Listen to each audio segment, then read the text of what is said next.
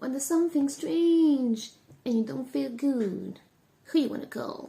Ghostbusters! Bonjour à tous et bienvenue dans cette nouvelle vidéo. On se retrouve comme d'habitude pour parler films, pour parler séries, pour parler sorties au cinéma comme sur les plateformes de streaming, mais ça vous le savez, évidemment que vous le savez.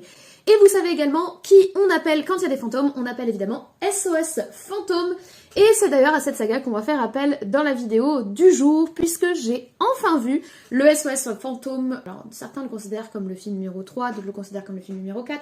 En tout cas, le sequel récent de la fameuse saga des années 80, qui est revenu donc en 2021 avec SOS Fantôme l'héritage et qui est revenu récemment avec SOS Fantôme la menace de glace. Je n'avais pas vu le film sorti en 2021 et je l'ai finalement rattrapé pour pouvoir aller voir sa suite, la menace de glace, au cinéma. Et j'ai envie d'en parler avec vous parce que je pense que c'est important qu'on en parle. Voilà, je vais pas en dire plus, on va pas remettre le couteau dans la plaie tout de suite, mais il y a des choses à dire, on est d'accord qu'il y a des choses à dire. Et puis on parlera peut-être un petit peu de mon trauma de 2016 aussi, mais je pense que c'est pas que mon trauma, on va partager ça ensemble. Bref, du coup, sujet du jour, SOS Fantôme, les films récents. Asseyez-vous confortablement, très confortablement, même j'ai envie de dire, vu le sujet qu'on aborde. Servez-vous un grand café, un verre d'eau, la boisson de votre choix. N'oubliez pas le petit like et les petits commentaires qui permettent de mettre en avant la vidéo et qui me font plaisir, qui me donnent le smile. Et on se retrouve juste après le générique pour sauver le monde. A tout de suite.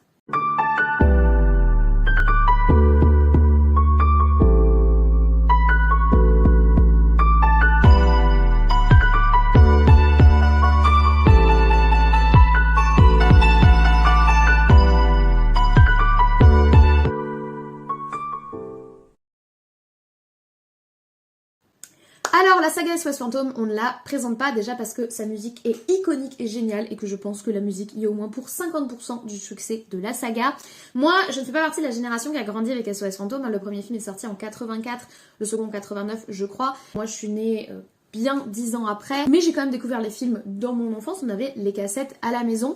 Je préférais Scooby-Doo à SOS Fantôme, oui je sais peut-être grave, mais moi je suis plus génération Scooby-Doo, vous voyez les enfants. Mais en tout cas, SOS Fantôme c'est quand même une saga de ma jeunesse, je trouve la musique géniale, et j'ai passé de très bons moments devant ces films sans être une fan. C'est quand même une saga qui a marqué la culture populaire, qui a marqué les années 80, qui est référencée dans énormément d'autres sagas. Le plus récent qui me vient comme ça, c'est dans Stranger Things, où ils font des références directes à l'univers de SOS Fantôme. Mais en tout cas, SOS Fantôme c'est une saga en 2 films. Et comme vous le savez, comme toutes les sagas qui ont eu du succès dans les années 70, 80, 90, qu'est-ce qu'on fait dans les années 2010, 2020? On les ramène à la vie.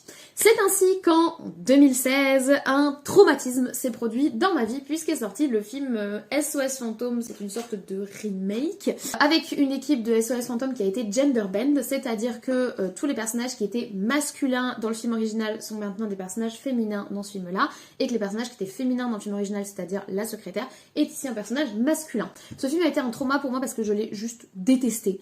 L'humour était nul. J'ai vraiment eu l'impression que c'était une exploitation, voire une surexploitation de la licence, ce qui fait qu'en 2021, quand est sorti SOS Fantôme l'héritage, et ben j'ai boudé le film. Cependant, il y a quelques semaines, je me suis retrouvée face à un dilemme puisque SOS Fantôme la menace de glace arrivait au cinéma, que c'est la suite directe de l'héritage. Ce sont des sequels, donc c'est la suite des premiers films, je sais pas si vous me suivez. Ben du coup, j'avais un trou et je pouvais pas aller voir ce nouveau film sans avoir vu le précédent. J'ai donc rattrapé SOS Fantôme l'héritage de 2021 et découvert SOS Fantôme la menace de glace de 2024 et c'est de tout ça dont on parle aujourd'hui.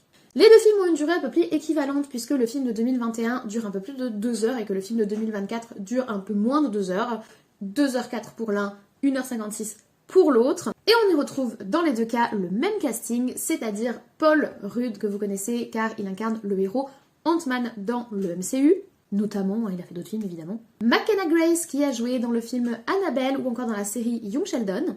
Ou encore Finn Wolfhard et La boucle est bouclée car il a précédemment joué dans la série Stranger Things. Dans ce premier film, on suivait une mère et ses 2 enfants qui sont un petit peu en galère financière et en rupture avec les autres membres de la famille qui apprennent la mort tragique du père de la mère et donc du grand-père des enfants qu'ils connaissaient peu et comme ils sont en difficulté financière, ils vont profiter de l'héritage de ce monsieur pour aller vivre dans sa maison. Or, on va rapidement découvrir que ce cher monsieur, malheureusement décédé, semble être lié aux activités d'un certain groupe de chasseurs de fantômes plusieurs dizaines d'années avant.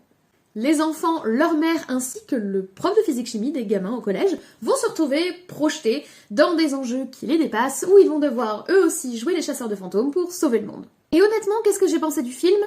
Je me suis fichtrement ennuyée. Mon Dieu, ce que je me suis ennuyée. Ce film dure 2 heures et toute la première heure, il ne se passe rien. Et quand je dis rien, c'est rien. C'est lent. Mais mon Dieu, ce que c'est lent. C'est pas particulièrement, horriblement et totalement absolument mauvais si on part de la base du film de 2016, mais c'est lent. Ça rame et on n'avance pas et on tourne en rond alors qu'on voit tout arriver à 76 km à la ronde, que ce soit les relations qui vont se tisser entre certains personnages, que ce soit d'où va venir le problème, l'ennemi et le danger, ou que ce soit les résolutions qui vont être liées au dit danger. Tout est prévisible et pourtant tout met 76 ans à s'installer et c'est franchement fichtrement ennuyeux. J'ai rattrapé le film avec mes potes, vous savez ce que c'est, petite soirée pizza, on s'était posé dans le canapé pour profiter du film et on est tous tombés d'accord. Le film est pas mauvais, il est pas mal filmé, même si honnêtement on peut faire mieux, en fait c'est très très classique dans l'absolu, mais ce qui manque c'est du rythme, c'est de l'intensité. Clairement par rapport aux films originaux des Ghostbusters, il y a beaucoup moins d'enjeux, c'est beaucoup moins punchy, c'est aussi beaucoup moins fun, il y a de l'humour, mais c'est de l'humour, c'est de l'humour quoi. Après c'est peut-être aussi que je suis blasée de l'humour des années 2020 parce que je me suis tapé la phase 4 de Marvel, hein, c'est totalement possible. On retrouve pas le côté punchy, on retrouve pas la fraîcheur, on retrouve pas le côté funky qu'ont en fait les années 80 dans les films originaux. Et c'est particulièrement dommage. De plus, on notera que les effets spéciaux sont pas les plus exceptionnels qu'on ait vus. Après, pour le coup, ça s'inscrit un petit peu dans l'héritage des films des années 80 où les fantômes étaient un petit peu... Comment dire ça sans mettre toute la communauté des amateurs des années 80 sur le dos? C'était kitsch, les années 80, il y avait un côté, enfin vous voyez les fantômes de Ghostbusters, c'est pas les fantômes des films d'horreur actuels où on essaye de faire quelque chose d'un petit peu réaliste ou d'un petit peu suggéré. On est très très loin du suggéré, mais c'est le style de la saga, et là pour le coup effectivement les effets spéciaux sont un petit peu grossiers, mais je trouve qu'ils s'inscrivent quand même dans le style de la saga. Je m'abstiendrai de parler de ces trucs, surtout qu'ils reviennent dans le deuxième film, où je m'abstiendrai également d'en parler, parce que je trouve ça nul, je trouve ça déjà vu, je trouve ça pas drôle, et j'ai l'impression d'avoir vu ça dans tous les films, le sidekick mignon, rigolo, un peu chelou. On en a marre, hein, on n'est pas tout le temps dans Disney, les gars. Reste que les personnages sont pas hyper attachants, la gamine est insupportable et s'il te plaît jeune fille, on parle pas comme ça à sa mère. On a compris que t'étais différente, on est tous différents quand on est ado, ça va bien se passer, t'inquiète. Mais t'es pas obligé de le crier à la terre entière tous les 4 matins. La mère, elle est relou aussi. Le prof de physique-chimie est très bizarre. C'est clairement un glandeur. Donc les personnages sont pas attachants parce qu'ils ont pas vraiment d'éléments qui fait qu'ils nous paraissent réalistes. Eux aussi ils sont grossiers, eux aussi ils sont exagérés et eux aussi c'est des clichés sur pattes. Donc cliché plus cliché plus cliché plus manque de rythme, on s'est quand même pas mal ennuyé devant ce premier film. Autant vous dire que du coup mon enthousiasme pour aller voir le second au cinéma avait baissé. Mais comme je venais de voir celui-là, je suis quand même allée voir La Menace de glace en salle et j'ai passé un meilleur moment. Alors, toute proportion gardée, évidemment, je suis pas en train de vous dire que c'est un chef-d'œuvre, mais La Menace de glace a des arguments que le premier film, L'Héritage, n'a pas. Sorti le 10 avril 2024, ce film-ci est réalisé par Gilles Kenan, qui a déjà travaillé sur beaucoup de films d'horreur, et je trouve que ça se ressent quand même un petit peu plus dans la mise en scène, non pas que le film soit horrifique, c'est pas du tout le thème des films Ghostbusters, mais dans la façon dont on a l'arrivée des antagonistes et dans la façon dont ils présentent les antagonistes, on sent quand même un apport un petit peu plus surnaturel horrifique que surnaturel comique, ce qui apporte une certaine différence par rapport à ce qu'on a déjà vu dans la saga. Et le principal avantage que le film a pour lui, c'est que toute la longue et ennuyeuse présentation des personnages qui sont pourtant très stéréotypés mais qu'on a passé 500 ans à découvrir dans le premier film, on n'a plus besoin de la faire puisqu'on retrouve les mêmes protagonistes.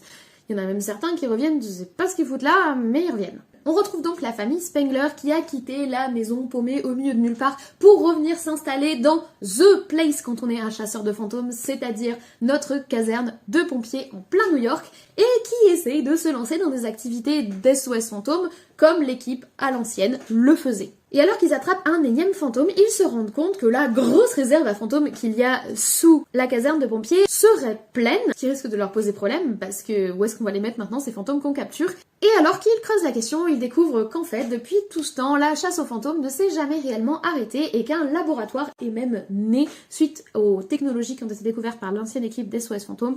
Mais malheureusement, que ce soit la famille Spengler ou le laboratoire, aucun d'eux n'est prêt pour le nouvel ennemi qu'ils se sont fait dans ce film. Au moment où un très vieil artefact libère un démon plus que puissant, les Spengler, l'ancienne équipe des SOS Fantômes et ceux qui bossent au labo vont devoir faire équipe pour sauver New York de la glaciation. Voilà pourquoi le film s'appelle La menace de glace. Et comme je vous dis, ce film a l'avantage pour lui d'aller un petit peu plus vite au niveau du contexte, et pourtant il arrive quand même à être archi lent. Je sais pas ce qu'ils ont dans l'écriture dans ces nouvelles SOS Fantômes, mais c'est mou. Les enjeux y mettent longtemps à arriver, alors que là encore, cliché sur cliché sur cliché, on sait exactement ce qui va se passer, comment ça va être résolu, et quel personnage va jouer quel rôle dans cette résolution. En soi, le fait qu'ils jouent sur le cliché, c'est pas un problème, ils s'inscrivent dans une saga qui est elle-même basée sur quelque chose qui est devenu cliché depuis le temps. Ce qui est un problème, c'est qu'ils n'arrivent pas à jouer intelligemment sur le cliché pour que le cliché rende le film efficace. Ici, le cliché rend le film lourdingue et c'est vraiment dommage. Cependant, je dois quand même reconnaître que ce soit la mise en scène, les effets spéciaux ou le méchant, on est cette fois-ci sur quelque chose d'un petit peu plus différent, un petit peu, et d'un petit peu plus charismatique, un petit peu, que dans le premier film. J'ai apprécié l'esthétique de l'antagoniste, j'ai apprécié le côté le jour d'après inassumé du film. On aime bien tout ce qui est film catastrophe par ici. Et j'ai plutôt bien aimé l'histoire un petit peu en parallèle du fantôme de la jeune fille, même si j'ai vraiment pas compris où il voulait en venir. Romance, amitié, j'ai pas réussi à faire le tri honnêtement, mais le fantôme en tout cas est plutôt bien fait et c'est une approche qui est un petit peu différente et un petit peu intéressante, alors qu'à l'inverse, par exemple, l'arc qui est proposé sur le fantôme qui réside lui-même dans la caserne est pas du tout intéressant et c'est un clin d'œil beaucoup trop lourd à la saga. Là, on sent qu'ils ont eu une idée. Ils l'ont pas exploité jusqu'au bout, ils sont pas allés assez loin dans cette idée, mais il y a eu une idée. Donc j'ai un petit peu plus apprécié le second opus, La menace de glace. Il n'empêche que je trouve quand même que la nostalgie a largement ses limites et que ces deux films en sont l'exemple parfait. Sans être totalement ratés et totalement désastreux, tout ce qu'ils font, c'est surfer sur de la nostalgie. Ça se voit d'ailleurs au niveau du casting et de la construction de l'histoire. Quel est toujours l'aboutissement de ces deux films? Le retour des anciens protagonistes. Et comment finit chacun de ces deux films? Au retour à l'ancien logo et à l'ancienne musique. Pourquoi? Parce que ces deux nouveaux films ne peuvent pas exister, n'auraient pas existé et n'ont pas de raison d'exister en dehors du succès de la saga originale. Et on se retrouve une fois encore dans la problématique systématique ces dernières années du suite, préquel, sequel, requel, remake, relogo, remasters, relive, live action, machin bidule.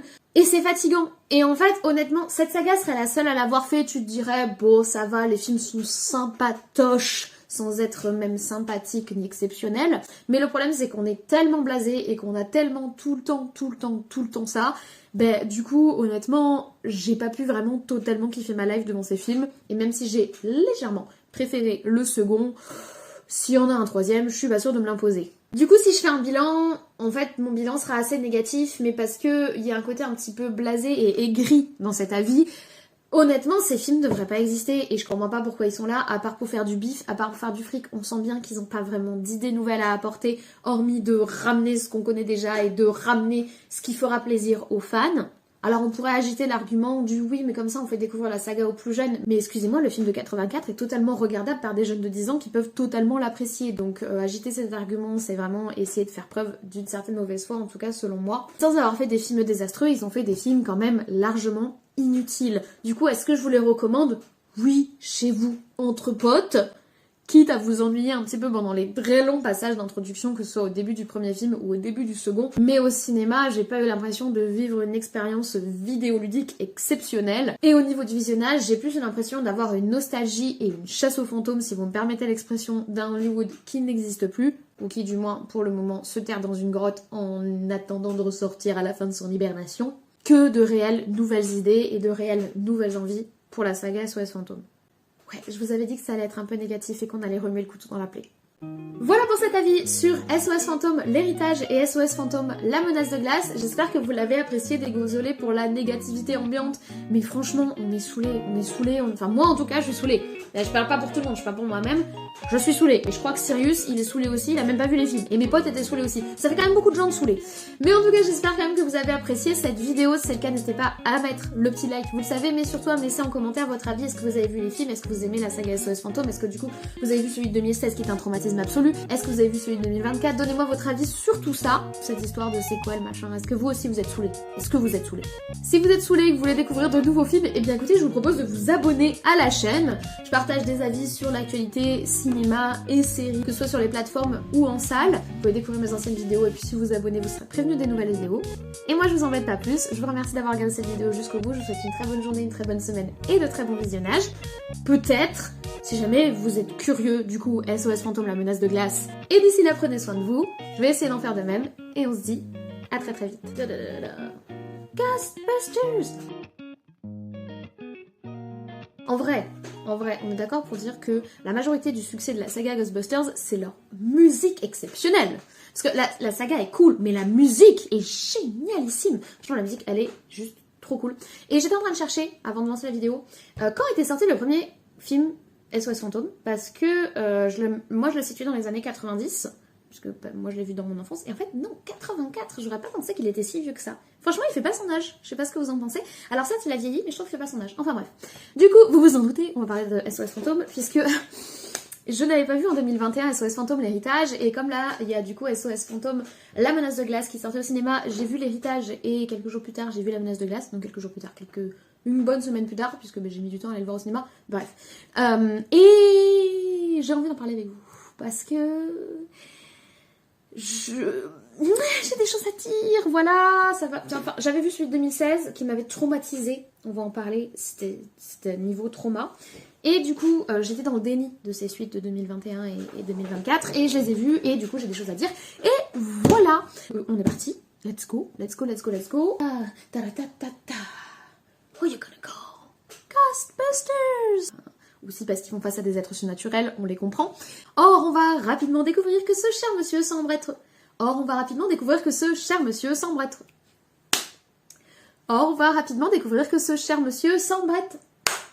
Voilà! C'était pas très positif. C'était pas très positif comme avis. Et c'était pas un avis très rapide, il y a 21 secondes. Normalement, je suis censée faire des avis rapides. Et d'ailleurs, 21 secondes... Ah, et mon minuteur est terminé. J'ai exposé toute ma pause au milieu de travail. Donc je vais pas vous garder trop longtemps. Je vous renvoie vers d'autres vidéos. Enfin, je vous ai expliqué. En gros, ce format rapide me permet de filmer lors de mes pauses de phase de travail. Parce que du coup, il y a une partie de mon boulot que je fais à la maison. Et quand je travaille, je m'accorde des petites pauses. Et du coup, mes petites pauses, c'est de parler avec vous. La majorité du temps. Ou de manger. Au choix. Mais en tout cas, j'ai plus beaucoup de temps. Il va falloir que je retourne bosser. Mais je suis quand même contente de vous avoir parlé de ces deux films qui ont été, sans être le traumatisme absolu qu'avait été le film de 2016. Je vais pas dire que c'était une déception parce que je m'attendais à rien, mais ces films sont tellement inutiles en fait. À part faire du fric, je vois pas ce qu'ils font. Et ça me fait de la peine des fois. Mais je suis sûre derrière qu'il y a des gens motivés, des fans de la saga qui ont été contents de bosser sur le film. Au niveau des FX, on sent qu'il y a eu un travail un petit peu plus intéressant sur le second film, mais...